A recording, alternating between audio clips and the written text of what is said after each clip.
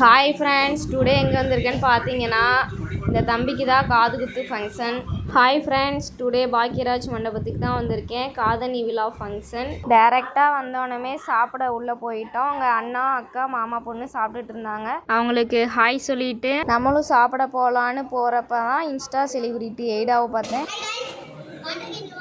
எய்டாவோட idea எத்தனை பேர் follow பண்ணுறீங்கன்னு கமெண்ட்டில் சொல்லுங்கள். நானும் எங்கள் அம்மாவும் சாப்பிட்றதுக்கு உக்காந்துட்டோம். பிரியாணி, சிக்கன் கிரேவி, தயிர் பச்சடி, முட்டை எல்லாருமே வச்சுருந்தாங்க. ரொம்பவே எனக்கு பிடிச்சிருந்துச்சி. அந்த சிக்கன் கிரேவி அவ்வளோ டேஸ்ட்டாக இருந்துச்சு. ஃபேவரட் ஆயிடுச்சு எனக்கு. லாஸ்ட்டாக பால் பாயாசம் குடித்தேன். அதை விட வேறு லெவலில் டேஸ்ட்டாக இருந்துச்சு. சாப்பிட்டு முடிச்சாச்சு. சரி வாங்க குட்டீஸை பார்த்துட்டு ஃபோட்டோ எடுக்கலாம் அப்படின்ட்டு வந்தாச்சு. எல்லாருமே ஜாலியாக உக்காந்துருந்தாங்க. அவங்க எல்லாருக்குமே ஃபோட்டோ எடுத்து கொடுத்தேன். எல்லாருமே ஜாலியாக என்ஜாய் பண்ணாங்க. அப்புறம் கொஞ்ச நேரம் சேரில் உட்காந்து கதை பேசிட்டு எல்லாரையும் வேடிக்கை பார்த்துட்டு இருந்தேன். எல்லாம் ஃபேமிலியாக ஃபோட்டோ எடுத்துகிட்டு இருந்தாங்க.